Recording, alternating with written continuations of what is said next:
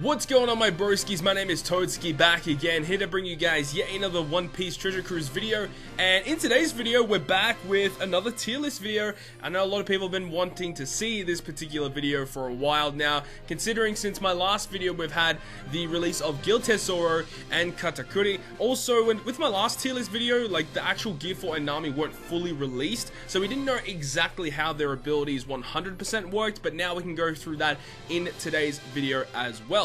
So let's go ahead and get straight into it, but before we do, just a little bit of a side note. Remember that this is all opinionated, this is all my personal opinion, so if you have different opinions, that's completely fine. Make sure to let me know in the comment section down below. And also, something that I want to point out that it's actually on the image of the tier list as well. It's always been there, but I just want to reiterate the fact that, you know, these particular legends are not like ordered in any singular way in their specific tiers. They're just ordered by their unit ID. That is literally it. They're not ordered by any other specific way, because all of these legends, in my opinion, are like grouped together. They're all the same like power level in these specific tiers. So I just want to state that, just in case anyone was confused by that. But anyways, let's get straight into it. First thing we're going to be talking about is going to be the notable legends tier. Now, there actually isn't any changes here. Like, there's no new legends that were put into the game that are like not very powerful but have really good abilities. So these legends are pretty much the same as before. You know, we've got Marco, Shirahoshi, Usopp's, NL. NL honestly could probably get dropped away. Honestly, NL just doesn't really do that much for a lot of people anymore. He's pretty bad, honestly. He's one of the worst legends in the game, and either he needs a 6+ or he needs like a V2, because NL deserves to be like a really good legend. You've got Magellan there as well, who's fantastic, and also Buggy. All very useful legends. Shirahoshi honestly could be like a tier 3 kind of legend, because as a captain, she can actually do a lot of things. And, you know, I think there was a Shirahoshi captain that actually beat the Capone Forest recently on Japan, which is pretty interesting. So anyways, that's all the notable legends, like legends that aren't very powerful but are useful to have in certain situations. So let's move on to tier number 3. So this isn't really going to be much of a long video, because tier 3, there are literally no changes from the previous video. There are no characters that came out that really propelled or catapulted the legends in this specific tier upwards or downwards. They're all essentially the exact same. If anything, Slashers did get somewhat of a buff, but it doesn't really increase the power level of certain legends at this current time. So all of these legends are still the same. Blackbeard, Sakazuki, Timeskip Luffy, V1 Law, the striker version, V2 Law, sorry, the striker version of him, 6+ Kuzan, 6+ Hody, as well as 6+ Mihawk, 6+ Zoro, 6+ Croc, 6+ V1 Law, and 6+ Bato. All these legends are pretty good. They're all pretty good legends. If you have them, be proud to have them, because they are very powerful legends overall. So now we're moving on to tier number 2. So tier number 2, if you guys have come from the previous tier list video, there's actually been one unit that has been changed, and one unit has actually gone up from 2 to tier number 1, and we'll go through that once we get to tier 1. But in terms of, you know, the rest of these units in this specific tier, we've got Neko, V2 Lucci, V2 Fujitora, we've got V2 Law, the cerebral version, Frankie, and also Robin. Now, the one thing that I know some people might ask is, why is Frankie here? Some people believe Frankie should be in tier 1. In my personal opinion, he's just continuously a leech legend. He himself, like, if you run double Frankie, it's not amazing. You honestly want to be running Frankie with someone else, and it just really isn't as good as running double of the friend captain, honestly. Like, Frankie, he's alright. He can do things, but he's just a lot more worse than some of the other legends that are above him, in my personal opinion. He's just kind of meh. He's kind of a meh legend. I don't doubt that he's a really fun legend, and a lot of people throw out that argument. I don't deny that he's a fun legend. He's just not as powerful as some of the other legends in this specific tier list. Robin, and you've got the Cerebral Law as well. Both of these units, very good, but their attack multiplier is a little low. Cerebral are one of the best classes in the game, but these specific legends in particular do have a little bit of a low damage output. Law has really good survivability, but it means that he's not as fast as some other legends. And also Robin, also again, very good survivability, but, you know, 3.25 isn't as good as some of the other legends on this specific tier list, but she is a very good legend, allowing you to tank any hit for a turn. So yeah, she's pretty awesome. Neko, honestly, is kind of dropping away a little bit. Strikers aren't really seen that much in the meta at this current time. Even like a Lucy striker team isn't really that optimal that much anymore. If you are going to run a Lucy team in particular, you're going to be running just a color-based team and just run rainbow units.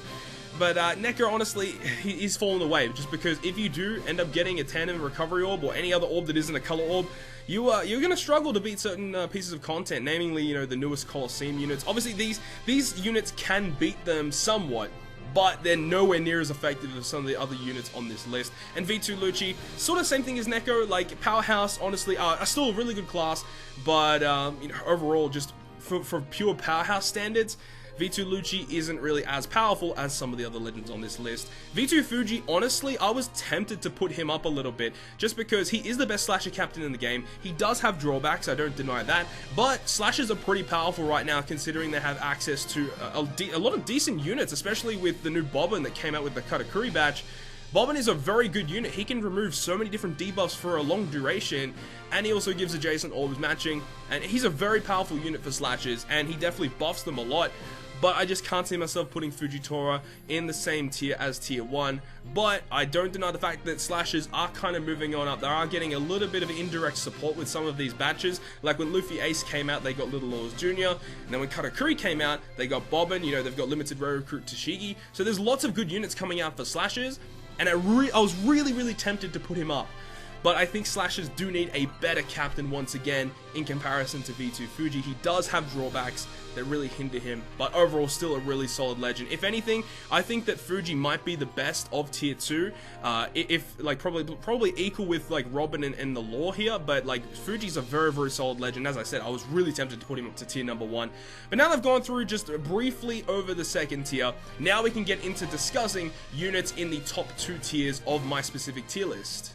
So now we're going to be moving on to tier number 1 on my tier list here, and the first unit that we're going to be discussing, going from first to last on this tier list, or from the first unit to the last unit, not in any order, but we're going to talk about Judge. So Judge was the unit that moved from tier 2 up into tier 1 in this month's tier list. Now, in the previous tier list, a lot of people were really confused as to why Judge was there, and they do believe that Judge should be tier 1. At that current time, I believed he was tier 2, but with the release of the Capone Forest and some other pieces of content, Judge has shown that he does deserve the tier 1 positioning. Some people still believe he's tier 0. I don't believe he's tier 0 at this current stage. I do believe that the legends that are in tier 0 are miles better than what Judge can provide. But Judge can still do good things, you know, even without the Germa units, he can do some really cool stuff. And we saw with what he can do against the Capone Forest, which we've seen is one of the most difficult pieces of content in the entire game, and Judge does a pretty good amount of things. Like, he can use literally any unit that you want, as long as you do fulfill that condition of having every single color, you know, you can do some pretty cool things with Judge. He's still reasonably restrictive though, that's the thing. He is a lot more restrictive in comparison to some of the tier 0 legends, but, you know, he does show great potential in the fact he can do lots of damage. He has damage reduction that is very solid, and also he has a health boost. So Judge is a pretty good unit overall. Like, as a unit standpoint, he is very good. It's just a team standpoint, he can be very tricky to build some very optimal teams for. So that's the stuff that I really wanted to talk about with Judge, is the fact that, yeah, he's really good, but he's still a little bit restrictive, and he's not as versatile or as flexible as some of the other units on the list. The next unit we're going to be talking about is going to be V2 Dex Rayleigh, one of my favorite legends in the entire game, and I believe he definitely just deserves to stay here at this current time. There's no reason for him to go up, there's no reason for him to go down.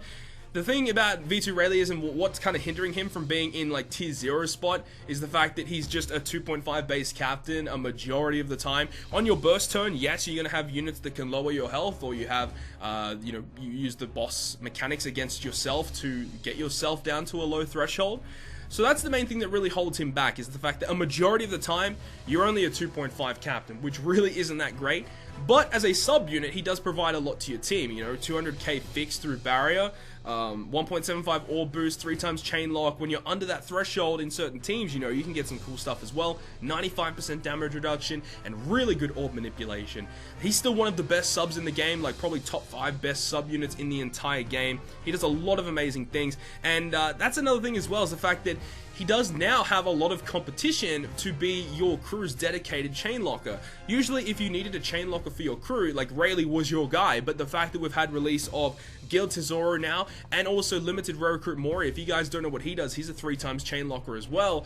So there is a little bit of competition now against Rayleigh, but it really depends on the type of content that you are facing. But a majority of the time, Rayleigh still is pretty good, because he can do so many different things that a lot of other units can't do, all in one unit, and can really fill up a lot of roles in your crew, which is what makes Rayleigh so great, because he does so many things. You have so much free space on your crew for utility or any other boost that you really want to bring, and that's why I really love Rayleigh, and that's why he deserves the tier 1 spot. The next unit we're going to be discussing is going to be V2 Sakazuki. So a lot of people, in a lot of people's mind, they think that he should be tier 0. I don't think he deserves to be tier 0, because as a captain, he does do really cool things, and the fact that he can hit like 1 million damage with, you know, just hitting 6 perfects, which is fine. You know, a lot of people see that 1 million damage and like, oh, he's broken, he's OP power creep.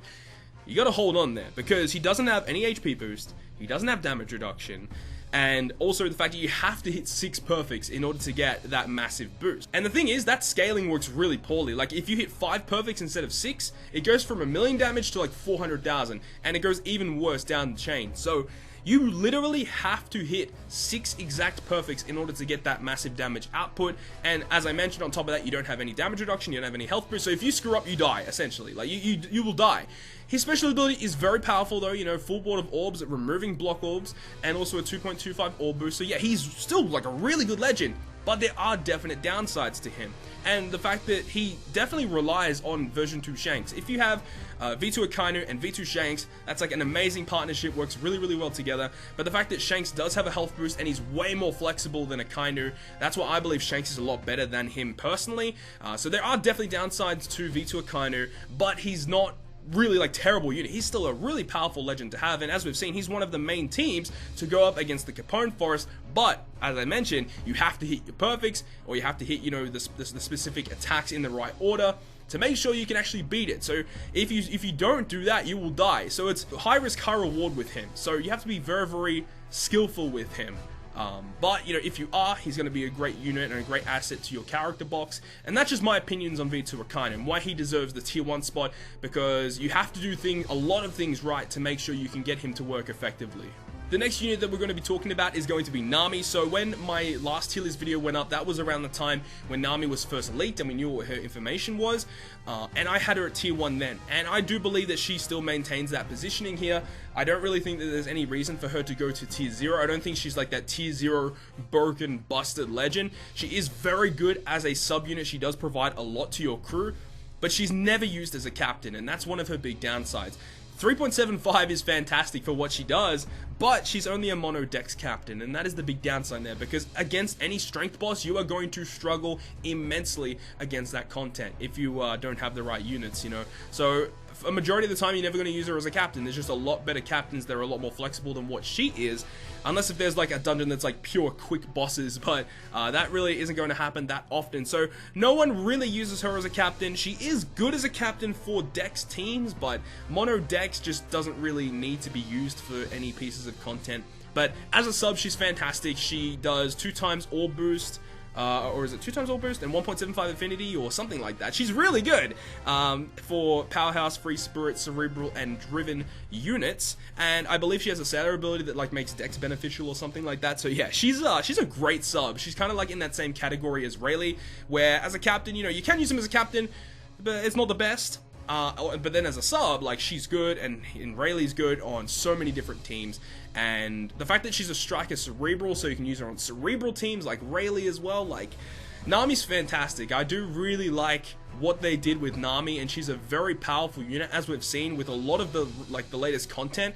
A lot of the really OP teams will use Nami as a sub, because it's a similar thing to Rayleigh, where she provides a lot of damage output with just her as a sub, that she can kind of fulfill roles in your team, so you have a lot of free spaces for utility and other things like that.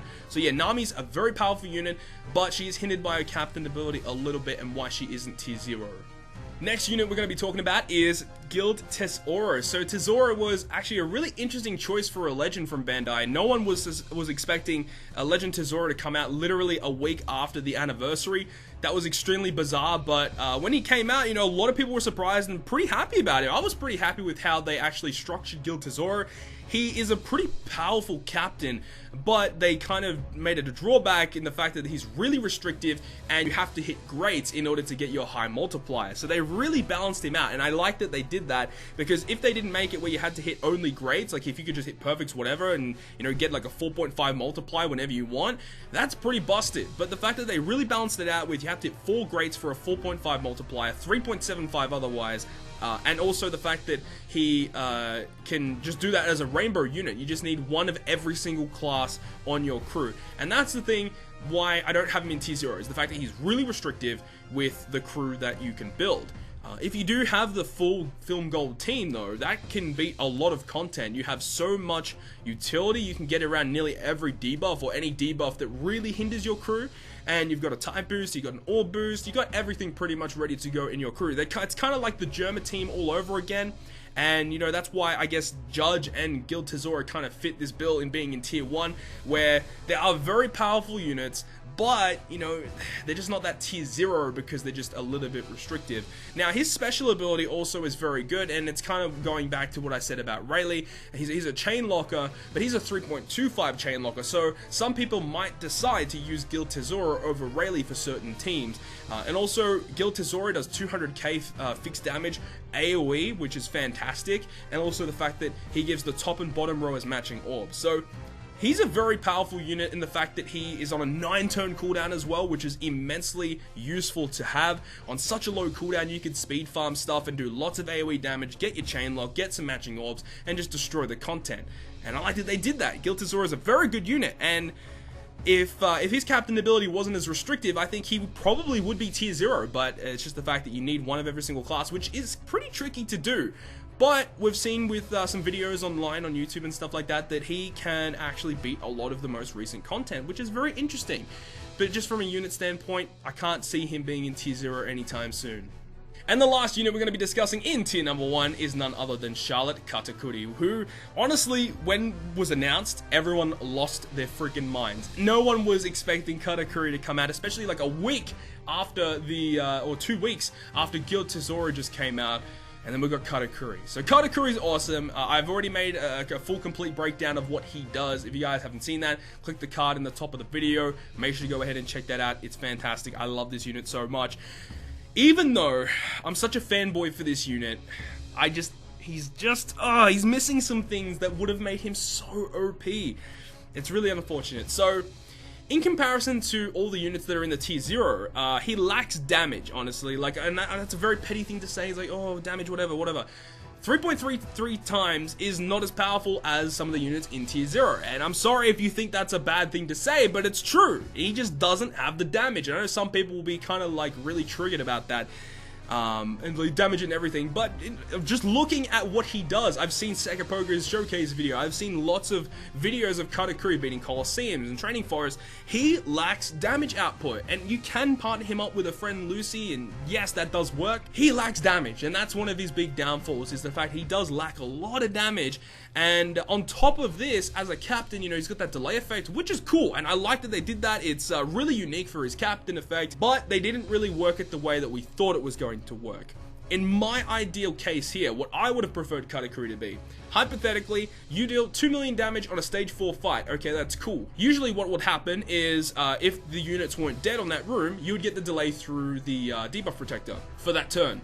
But what I would have liked is if you do 2 million damage and you kill the room on stage number 4, you move on to stage 5, and then you can delay them straight away. That's what I would have preferred, because if that was the case, you could activate his special straight away, get your conditional boost, activate a type orb boost, whatever you want, and get a full board of orbs, and then burst. That's the way, in my opinion, Katakuri should have worked. It does not work that way. What you'll do is, you can do 2 million damage on stage 4, you'll move on to stage 5, and you have to do 2 million damage or 1 million damage again before you can delay the enemy, which can be quite tricky. And with Katakuri only having a 3.33 times multiplier, you cannot naturally reach 1 to 2 million damage that easily on a Katakuri team without activating some sort of additional boost on top of this. Meaning that his final burst turn is really hindered because you need to bring like either an additional orb or a type boost or whatever, because you cannot reach that delay threshold very easily with a Katakuri team unless if you activate another boost on top of that, which, as I mentioned, will lower his overall burst damage, which, yeah, is going back to the fact he just lacks damage output. In my opinion, what they should have done is, instead of each singular class giving 1.825, it should have been 1.9 times, which I believe is like a 3.6 multiplier. That would have been fantastic. If he was 3.6, that would have definitely balanced him out, and I think he would have been great. He would have been fine. I still don't think he would have been T0. still would have been at least a solid tier 1 unit. But honestly, the way that he's going, he might drop down to tier 2. We'll have to see how future content holds up and what type of support units come along with this, because with the release of Katakuri, they are releasing some other units along the way here, like Colosseum Neptune, who is a cerebral powerhouse unit. He's an orb booster for 3 turns, and he does other things like he reduces defense and stuff like that. And then you've got another unit, Limited Rare Recruit Moria, which we talked about earlier, who is a chain locker, and he's pretty good for Katakuri teams because the other massive chain lockers, Rayleigh, who is partly free spirit, and then you got Tesoro, who's partly driven. So those massive chain lockers cannot be used on Katakuri teams. So they are bringing out Limited Rare Recruit Moria, who is a fighter powerhouse unit, and he fits on Katakuri teams, and he's a three times chain locker. And Moria has a special ability as well. If the enemy is delayed, do 1 million fixed damage to all enemies. So that can also kind of work in Katakuri's favor. We'll have to see how teams utilize this new Moria, and I do think that really positive things will come out of it. But it's just the fact that you cannot get the delay in the following turn. That would have made him amazing tier 0 material.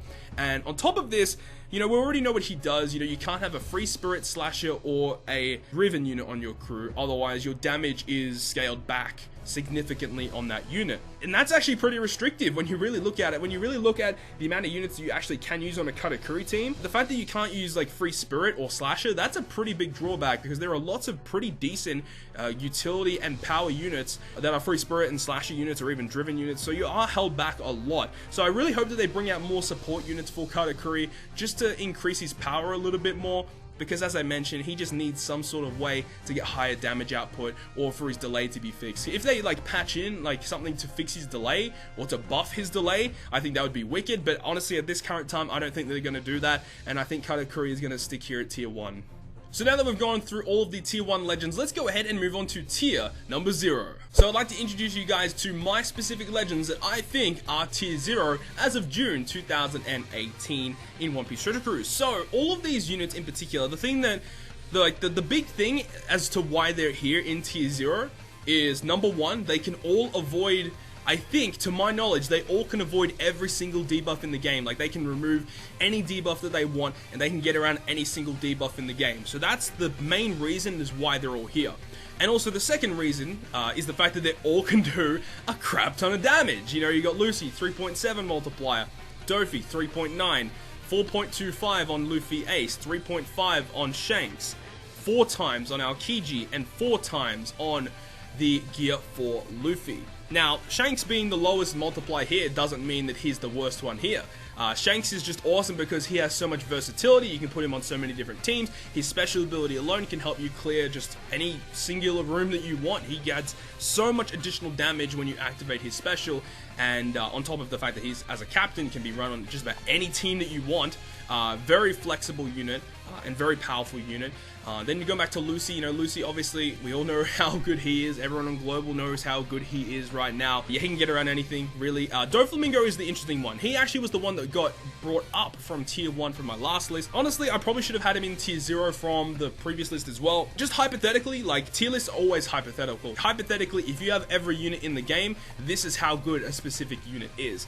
Now, Doflamingo is a little bit of a weird one because one of the main, like, debuffs in the game, we all know it, Special Bind or Silence, whatever you want to call it. The game calls it Special Bind, so I'm just going to call it Special Bind. That specific debuff is very hard to get around on the Doflamingo team. There is only one unit that removes Special Bind on a Doflamingo team, and that is the Summer Perona. I just hope Bandai gives us another unit that we can get access to that removes Special Bind on a driven team.